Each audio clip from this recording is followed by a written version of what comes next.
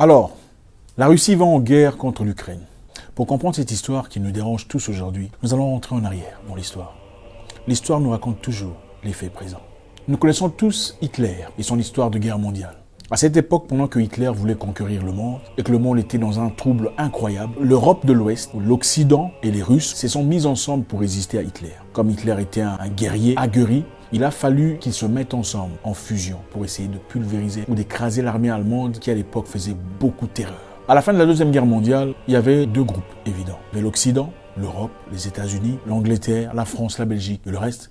Et à droite, l'Union soviétique, la Russie, l'Ukraine, la Roumanie et le reste. Ces deux groupes de personnes vivaient dans deux mondes complètement différents. Ils ne partageaient pas nécessairement les valeurs, pas nécessairement leurs idées politiques ou leur idéologie sociale. En 1945, on a créé ce qu'on appelle les Nations Unies, dans le but de fédérer tout le monde, d'apporter la paix, la gentillesse, la sympathie entre pays. Finalement, on peut vivre en paix dans un monde meilleur. Évidemment, partant de l'idée d'une deuxième guerre mondiale qui a réclamé beaucoup de vies, il était tout à fait normal de chercher à trouver un moyen de collaborer. Malheureusement, comme l'homme est mauvais, méchant, la jalousie naquit très vite entre les deux groupes. L'Europe, que vous connaissez aujourd'hui, a commencé à avoir des ressentiments à l'égard des soviets, qui étaient un groupe d'hommes forts. En 1948, on crée ce qu'on appelle le traité de Bruxelles, Brussels Treaty, qui unissait la Belgique, la France, la Hollande, la Grande-Bretagne. L'objectif était de fédérer ces pays et de créer une force armée. En effet, pour imbriquer à une union qui existait déjà entre la France et l'Angleterre. Je répète, le traité de Bruxelles, où il y a la France, la Belgique, la Hollande, l'Angleterre, a été créé dans le but de créer une force armée pouvant résister aux ennemis.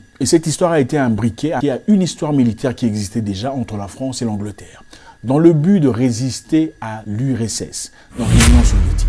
Au même moment, les États-Unis et l'Angleterre et le Canada étaient déjà en train de travailler sur une histoire privée, c'est-à-dire une armée privée entre eux. Et comme ils partageaient leurs valeurs et leur unité mentale, ils ont décidé de fédérer leur histoire. C'est-à-dire le traité de Bruxelles, créé en 1948, et l'histoire entre les États-Unis, l'Angleterre et le Canada. Ils ont finalement créé un an plus tard ce qu'on appelle l'OTAN. L'OTAN, dans ce cas, comme vous connaissez, avait pour objectif de protéger les États participants sur le plan militaire. En fait, ils ont créé l'OTAN en dehors des Nations Unies. Ils ont d'abord créé les Nations Unies, prétextant que c'était pour unir les peuples. Et finalement, ils ont dit non, on va créer notre branche militaire à nous. Ils ont créé leur branche militaire où il y avait inclus seulement quelques pays.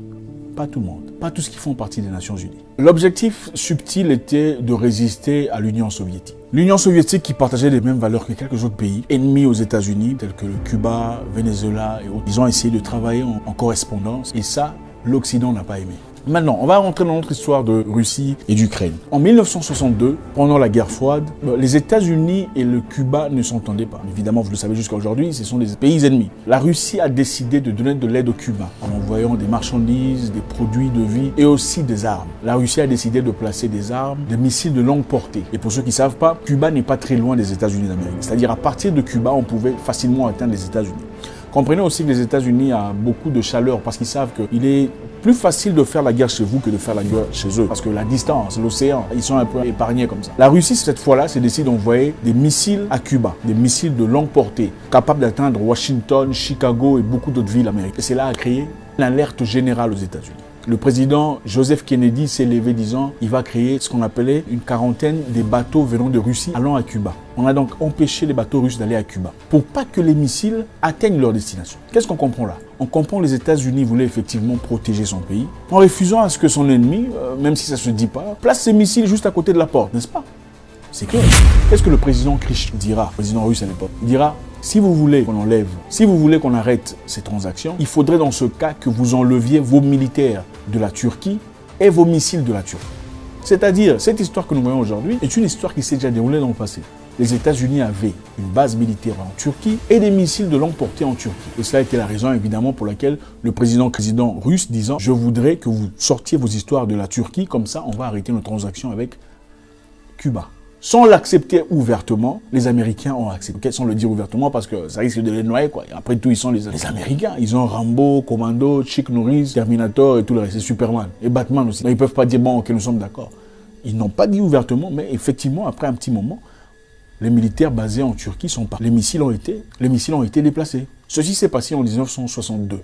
Maintenant, rentrons aujourd'hui. Qu'est-ce qui se passe entre la Russie et l'Ukraine? Plusieurs années plus tard, l'OTAN a pu convaincre beaucoup de pays appartenant aux soviets de faire partie de leur groupe de personnes. acceptant ainsi leur mentalité. Vous connaissez de quoi je parle, papa, papa, maman, maman et tout le reste, vous comprenez. La Russie a dit, il ne faudrait pas que vous veniez de notre côté. Il faudrait à un certain moment arrêter. C'est vrai que quand on se voit, on discute, on échange, on parle sans difficulté, mais nous savons tous que nous ne sommes pas amis. Nous ne sommes pas amis, c'est clair. Il ne faut pas venir trop près de moi, parce que là, ça poserait problème.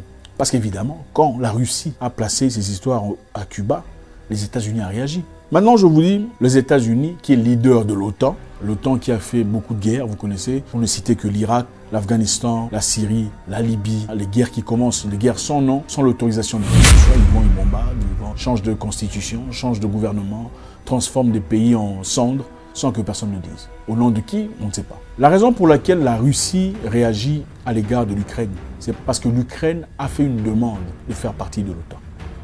L'Ukraine, qui est pays voisin de la Russie, partageant aussi des valeurs de la Russie, veut faire partie de l'OTAN.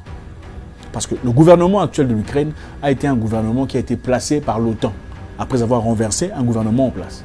C'est-à-dire, ils ont placé leurs marionnettes, comme on voit beaucoup de présidents en Afrique, des marionnettes qui ne foutent absolument rien pour les Africains. On a bloqué d'ailleurs, en exemple, le Mali, qui veut être indépendant, par des marionnettes, des gens placés là de nulle part pour leurs intérêts personnels. Et c'est justement ça leur modus operandi. La Russie a compris le jeu. Il y a des missiles de l'OTAN ou des États-Unis placés tout autour de la Russie, dans des pays voisins, qui sont censés faire partie de l'OTAN. On se demande, l'OTAN sert à quoi? C'est quoi l'objectif de l'OTAN? C'est de défendre qui contre qui?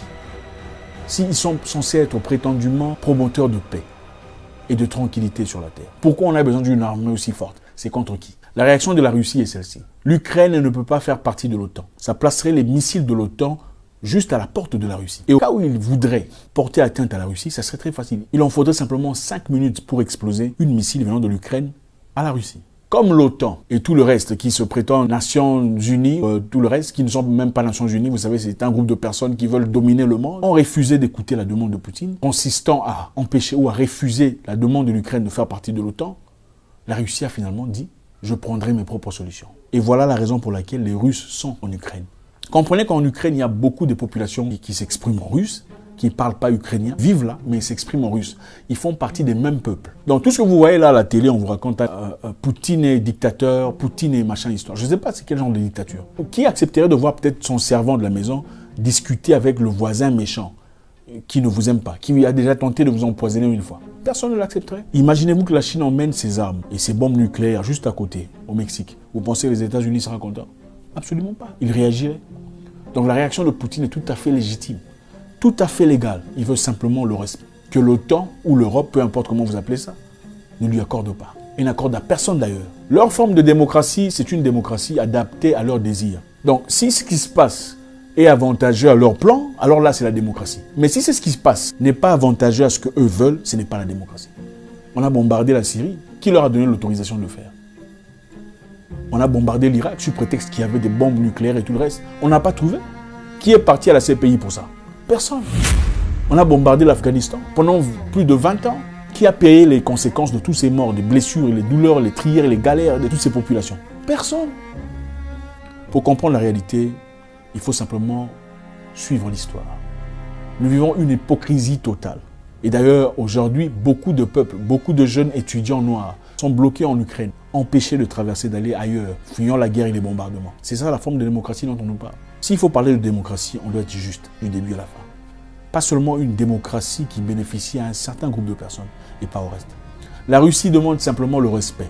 Je pense que tout le monde comprend. Il s'agissait d'abord de créer une Nations Unies qui unissait, qui fédérait tout le monde. Après cela, on a créé un petit groupe, des groupuscules. Nous, nous sommes de ce côté. On crée notre armée. Contre qui vous avez créé les Nations Unies? Point d'interrogation. Finalement, vous voulez adhérer tous ceux qui sont de la droite à votre clan pour finalement placer des missiles juste à la porte de la rue. Nous pensons que la réaction de Poutine, je pense que tout le monde comprend, est tout à fait légitime. Je suis en rien fanatique de Vladimir Poutine, qui est un humain avec ses défauts. Mais en ce qui concerne cette situation précise, nous comprenons tous où vont les choses. L'article 5 de l'OTAN dit « Tout pays qui fait partie de l'OTAN, en étant en agression, sera assisté militairement par le reste des pays de l'OTAN. » Parce que clairement, personne n'a osé jusque-là avoir le courage d'aller porter main forte à l'Ukraine. Que ceci nous aide à comprendre ce qui se passe dans le monde et ne pas vivre dans l'aveuglement. On ne vous le dira pas ouvertement. Je ne sais même pas si cette vidéo restera. Mais la réalité est celle-là.